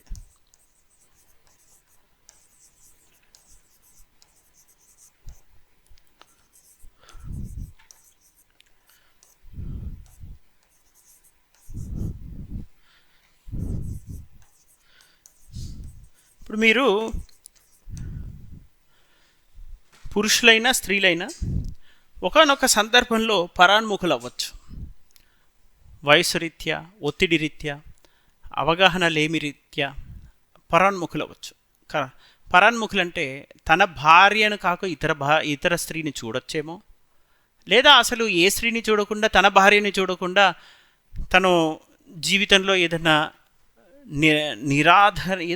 నిరాశ్రయత నిరాధరణ వలన ఎదురైన విముఖత కూడా అయ్యుండొచ్చు. కారణాలు ఏమైనా ఉండొచ్చు.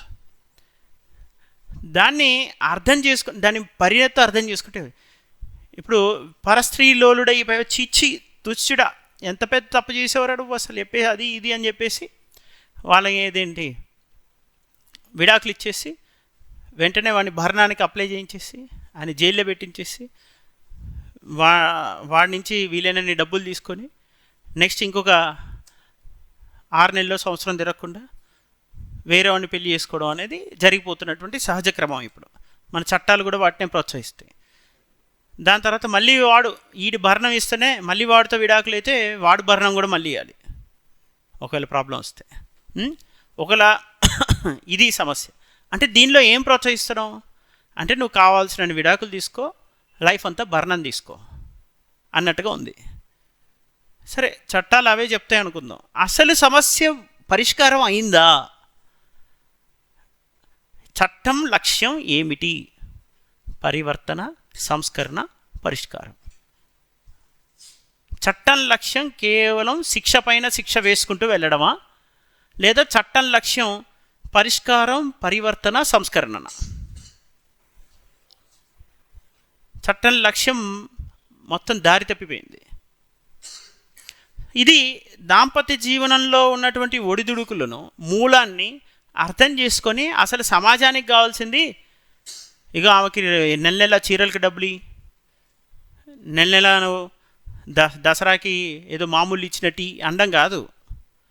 కౌన్సిలింగ్ కావాలి. అంటే ఏం కావాలి కౌన్సిలింగ్ అంటే? వాళ్ళ మానసిక స్థితిగతులను అర్థం చేసుకొని తగిన విధంగా జీవన నైపుణ్యాలను అందించాలి. అది వాళ్ళ పాఠ్యాంశాలలో భాగం చేయాలి. వాళ్ళు చూస్తున్నటువంటి వివిధ మాధ్యమాలలో వాటిని కనబడేలాగా వినబడేలా చేయాలి. ఏ మాధ్యమం అయినా పర్లేదు. నువ్వు చూసే ఈ సామాజిక మాధ్యమైనా, ప్రధాన మాధ్యమాలైనా, చదివే పుస్తకాలు, పాఠ్యాంశాలైనా, వీటన్నిటిలో నీకు నిరంతరం జరగాల్సిందేంటి? విలువలతో కూడినటువంటి విద్యా విధానం. అంటే ఆ విలువల్లో కూడా మళ్ళీ నీ నైపుణ్యవంతంగా ఎలా నీ సమస్యలు పరిష్కరించుకోవాలి అనే కౌన్సిలింగ్ ఏరియాస్ ఉండాలి. సైకలాజికల్ కౌన్సిలింగ్ అని వీటిని ఎక్కువగా ఎస్టాబ్లిష్ చేయడం ఆపేసి ఫాస్ట్ ట్రాక్ కోర్స్, గంటలో విడాకులు ఇప్పిస్తా, చలో విడాకులకు సంబంధించి ప్రత్యేకమైన కోర్టులు పెడతా, చలో ఎన్ని కావాలో అన్ని తీసుకో. ఫాస్ట్ ట్రాక్ జస్టిస్ అంటే ఇన్స్టంట్ జస్టిస్ అంటున్నాం. ఇన్స్టంట్ జస్టిస్ అంటే అసలు అది జరుగుతుందా అంటే, పరిష్కారం జరగంది అసలు జస్టిస్ ఎలా అవుతుంది? పరిష్కారం అంటే ఇరుపక్షాలు సాంత్వన పొందాలి. ఒక సివిల్ కేసు అది, దాన్ని క్రిమినల్ కేసుగా మలిచేయి, అప్పుడు పరిష్కారం లేకపోయినా పర్లా, ఒకటి పనిష్మెంట్ వచ్చేస్తుందిగా, అలా మార్చేస్తాం కావాలంటే.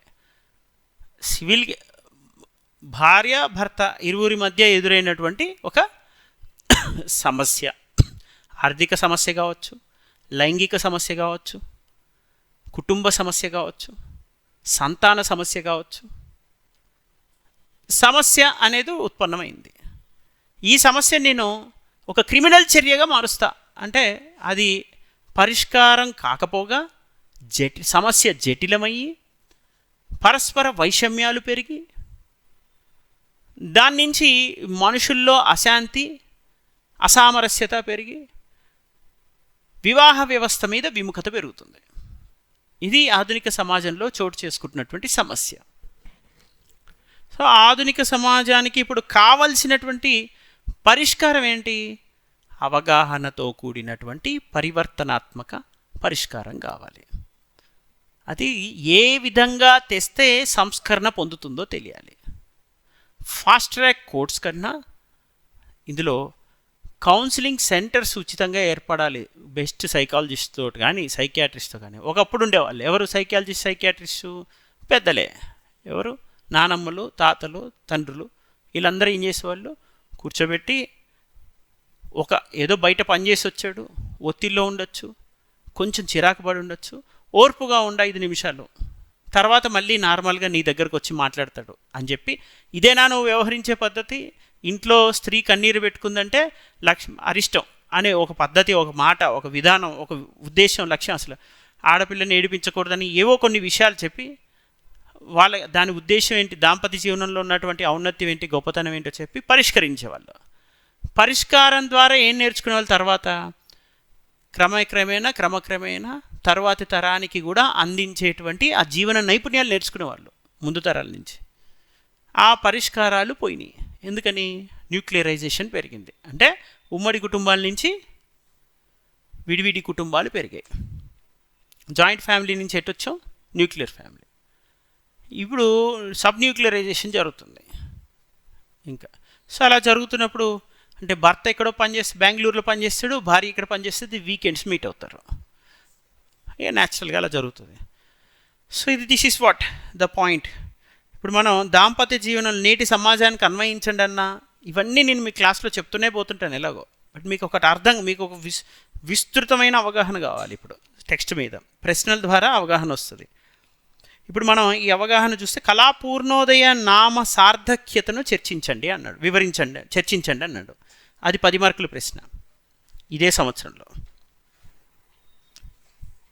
కళాపూర్ణోదయ నామ సార్థక్యతను వివరించండి అన్నాడు ఇదే ఇయర్లో.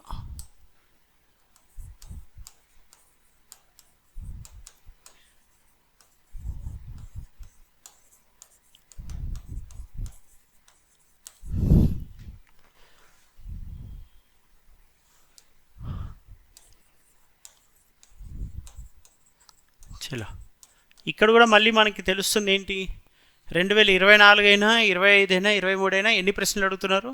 20, 10, 10 అంటే 40. మళ్ళీ 20, 10, 10 మనం అనేది కామన్గా, 40 అయితే మినిమం గ్యారెంటీ కంపల్సరీ. అంటే ఈ టెక్స్ట్ ప్రాధాన్యత ఏంటో కూడా తెలుస్తుంది మనకి. ఈ టెక్స్ట్ ప్రాధాన్యత ఏంటి? మళ్ళీ మీకు ఇంకొక గొప్ప విషయం చెప్పాలి. ఇక్కడ 2023లో మళ్ళీ గుణనిధి గురించి అడిగినది కూడా చూడండి. 2023లో కూడా ఏమడిగాడు గుణనిధి గురించి? గుణనిధి కథాంశాన్ని నేటి యువత పోకడలతో విశదపరచండి. 2024లో అడిగాడు, దానికి ముందు సంవత్సరం అయినా 2023లో కూడా అడిగాడు. మళ్ళీ అక్కడ కూడా 2020 దాంపత్యంలో ఎదురవుతున్న దాన్ని నేటి సమాజంతో పోల్చమంటే నేటి సమాజంలో ఉన్న వాటితో సమస్యలే. ఇది కూడా మళ్ళీ దాంపత్య జీవనంలో ఒడిదుడుకులను సరి చేసుకున్న తీరును ఎలా కవిత్వీకరించాడో చెప్పంటున్నాడు. సేమ్ మీరు చూస్తే కవి లక్ష్యం ఏంటి, అసలు ఈ పాఠ్యాంశ లక్ష్యం ఏంటో తెలుస్తుంది మనకి. అర్థం ఉందా? ఏ కోణంలో చదవాలో తెలుస్తుందా? మనం అనుకుంటాం సాహిత్యం అంటే భాష గురించి చదువుతున్నామో లేదా నేర్చుకుంటున్నాను కాదు. సాహిత్యం చదువుతుంటే అసలు యాక్చువల్లీ సాహిత్యం చదువుతున్నట్టు అనిపిట్లా. ఏం చదువుతున్నాం మనం?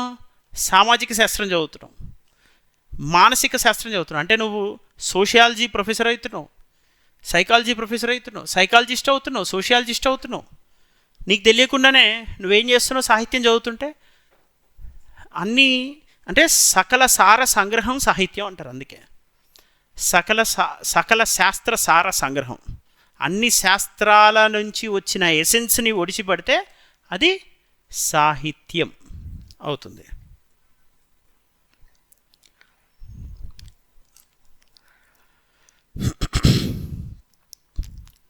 ఓకే, నెక్స్ట్ 2023 అయింది. తర్వాత ఏంటిది? 2022. 2022లో అడిగిన విధానం ఎలా ఉంది?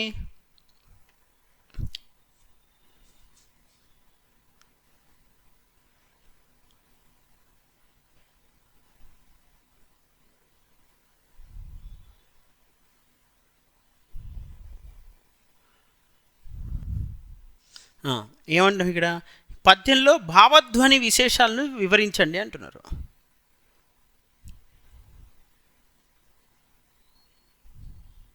పద్యంలోని భావధ్వని విశేషాలను వివరించండి. ఇప్పుడు రసపోషణలో అలంకారం వాటి గురించి వచ్చినప్పుడు మనం చెప్పచ్చు అలానే. 2022 భావధ్వని అన్నాడు, విశేషాలను చర్చించండి. మీకు చెప్పాను ధ్వని గర్భిత అంశాలంటే ప్రత్యక్ష అంశాలు లేకుండా పరోక్ష అంశాలు మిడి ఉంటాయి. కథాగతంగా కానీ, భావగతంగా కానీ, అలంకారయుతంగా కానీ, ఇలా రసయుతంగా కానీ. రసధ్వని, అలంకార ధ్వని, వస్తుధ్వని అని 3 రకాల ధ్వనులు చెప్తాను. తర్వాత ఇలాగో చెప్తూనే ఉన్నా, మళ్ళీ చెప్తాం. నెక్స్ట్ ప్రశ్నలు చూస్తే ఇందులో వ్యాఖ్యానం అంటే ఆ లలితాంగి చాలదట అన్నట్టు. ఆ లలితాంగి ...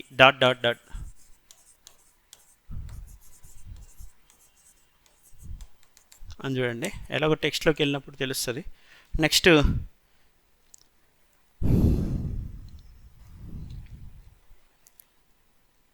సుగాత్రి శాలినుల కథ ద్వారా, సుగాత్రి శాలినుల కథ ద్వారా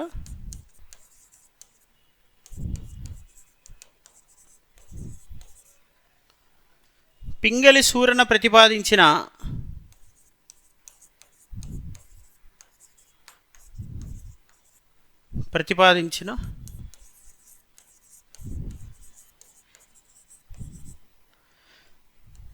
శ్రమైక జీవన సౌందర్యాన్ని ప్రస్తుతించగలమా? శ్రమైక జీవన సౌందర్యాన్ని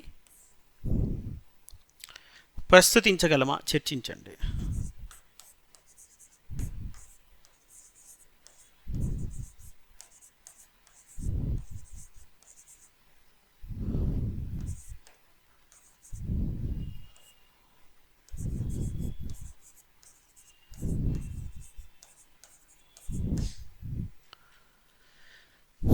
పింగళి సూరన ప్రతిపాదించిన శ్రమైక జీవన సౌందర్యాన్ని ప్రస్తుతించగలమా? చర్చించండి.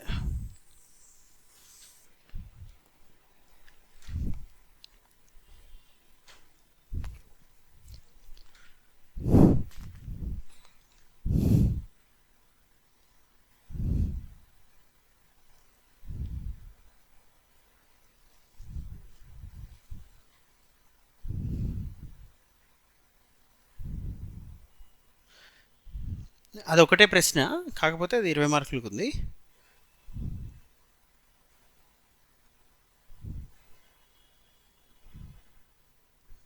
నెక్స్ట్ 2021లో చూస్తే ఇట్టి నిరర్ధన ఎందుగన ఇందులో ప్రస్ఫుటమయ్యే, ఈ పద్యంలో ప్రస్ఫుటమయ్యే సంభాషణ వైచిత్రిని మీకు ఇందాకే చెప్పా కదా, అత్తుంటుంది గడుసరిది కొంచెం. ఈ పద్యంలో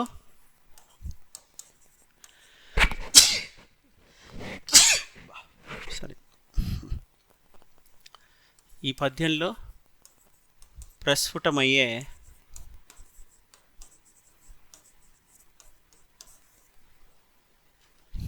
సంభాషణ వైచిత్రిని వివరించండి.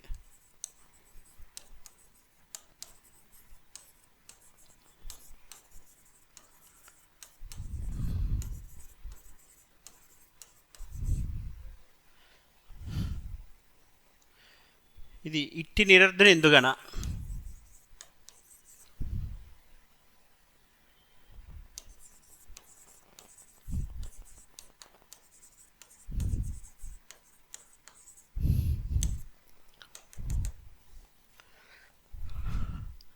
వ్యాఖ్యానాలు ఎలాగో 10 మార్కులే కానీ. నెక్స్ట్ సుగాత్రి శాలినుల కథలో శూరణ ప్రదర్శించిన ప్రబంధ వక్రతను వివరించండి. ఇది 20 మార్కులకు అడిగాడు ప్రశ్న. సుగాత్రి శాలినుల కథలో శూరణ ప్రదర్శించిన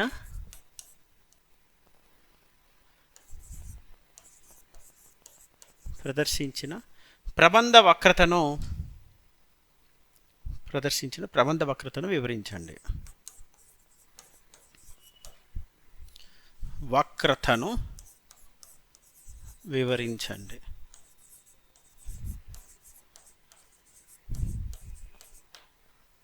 ఇరవై మార్కులు ఇది.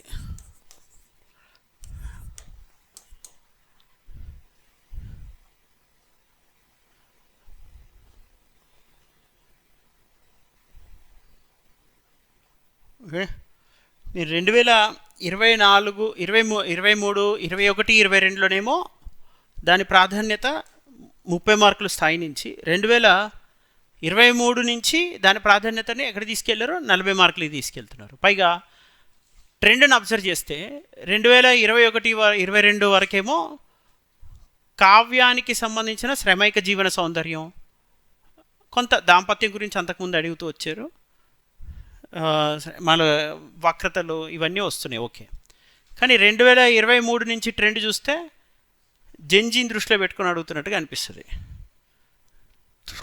విపరీత పోకడలను కొంచెం అర్థం చేసుకొని నేటి సమాజానికి అన్వయించు. నేటి సమాజం అనేది ఎక్కువగా అనిపిస్తూ ఉంటుంది టెక్స్ట్ అన్నిట్లో. ఇది అంటే ఇవన్నీ కూడా పేపర్ సెట్ చేస్తున్న వాళ్ళు ఒక 50 నుంచి 60 ఏళ్ళ మధ్యలో ఉన్నప్పుడు వాళ్ళు సమాజాన్ని అప్పటికే చాలా చూసి ఉంటారు. చూసినప్పుడు వాళ్ళకి మారుతున్న పరిస్థితి అంటే పరిణామక్రమం, ఎవల్యూషన్ అర్థం చేసుకుంటారు వాళ్ళు. ఈ సామాజిక పరిణామక్రమాన్ని అర్థం చేసుకునేటప్పుడే కవులు కూడా దాన్ని ప్రతిబింబిస్తూనే రచనలు చేశారు. ఆ ప్రతిబింబిస్తూ చేసిన రచనల్ని ఒడిసి పట్టుకుంటారు ఇక్కడ ఉన్నటువంటి విమర్శకులు అంటే ఎగ్జామినర్స్ కూడా అలాంటి వాళ్ళు ఆ కోవలోకి వస్తారు. వాళ్ళు ఒడిసి పట్టుకొని దాన్ని ఇక్కడ ప్రస్తావించే ప్రయత్నం చేస్తారు. మనకి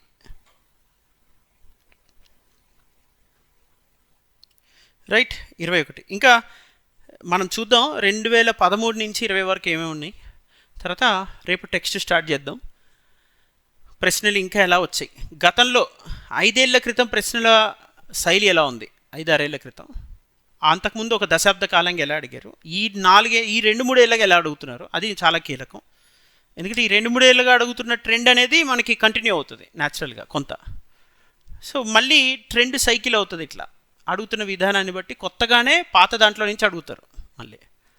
ఓకే, దాన్ని బట్టి మనం అంటే మ్యాక్సిమం నేను ఇప్పటివరకు తెలుగు లిటరేచర్ ఆప్షన్లో ఒక క్వశ్చన్ ఎక్స్పెక్ట్ చేశానంటే అది దిగిపోద్ది. మీరు మనకి ఎగ్జామ్ జరగబోవడానికి ముందు ఆగస్టు 30-31 మెయిన్స్ జరగబోవడానికి ముందు తెలుగు లిటరేచర్ ఆప్షనల్ పేపర్ రావడానికి ముందు 2025ది రావడానికి ముందు నేను శకుంతలోపాఖ్యానం ఆల్మోస్ట్ ఫినిష్ చేస్తుంటా. డైరెక్ట్గా క్వశ్చన్స్ మనం క్లాస్లో చెప్పిన విషయాలు డైరెక్ట్గా వస్తాయి అక్కడ మ్యాక్సిమం. ఇప్పుడు కూడా అంటే శకుంతలోపాఖ్యానం అయిపోయి మనం ఈ క్వశ్చన్స్ ఇలా ఉన్నాయి, ఇలా అడగచ్చు, ఈ పద్యాలు ఇలా అన్నాం లేదో మ్యాక్సిమం అదే ట్రెండ్ మనకి కనిపించింది. ఇప్పుడు 2026లో ఇప్పుడు ఏమైతే పీవైక్యూస్ మనం చర్చిస్తామో క్లాస్లో వీటి మీద ఫోకస్ ఇలా ఉంటుంది, ఇందులో నుంచే మ్యాక్సిమం తిప్పి అడుగుతాడు అనుకుంటాము. నేను ఇందాక ఒక మెయిన్ 4 థీమ్స్ చెప్పాను కదా, ఆ 4 థీమ్స్కి కొంత అలంకారాలు విశేషాలు, అది రసపోషణలో భాగంగా రసధ్వని కానీ భావధ్వని అంటే వస్తుధ్వని అలంకార ధ్వనులు అవన్నీ లిమిడీకృతం అంటే అది అలంకారిక శాస్త్రం అంటాం. యాక్చువల్గా రసపోషణ అంశాన్ని అలంకారిక శాస్త్రం. అలంకార శాస్త్రంలో ఉన్నది లేదా పాత్ర చిత్రంలో ఉన్నవి. పాత్ర చిత్రం అంటే ఏమొస్తాయి? మనస్తత్వం, హృదయం, సంక్షోభం, మూర్తిమత్వం, ఇలా వ్యక్తిత్వం, పాత్రని డైరెక్ట్గా ఇస్తారు, కవి తీర్చిన విధానం, ఇలా వస్తాయి. ఫైనల్గా థీమ్ అదే పాత్ర చిత్రంలో. అలాగే అలంకారం, రసం. సంభాషణలు కూడా వాక్పటిమ, ఉపన్యాసం, సంభాషణ డైరెక్ట్గా ఇవ్వడం, ఇలానే జరుగుతాయి. సో అట్లా ఇంకా నెక్స్ట్ సందర్భాన్ని బట్టి అంటే కథాంశాలను ప్రస్తావిస్తూ రావడం, సన్నివేశ కల్పన అని చెప్పాను కదా, ఆ పద్ధతిలో. రైట్, ఓకే, రేపు మాట్లాడదాం మళ్ళీ బ్యాలెన్స్ క్వశ్చన్స్ చూసి మీరు తీసుకుంటాం.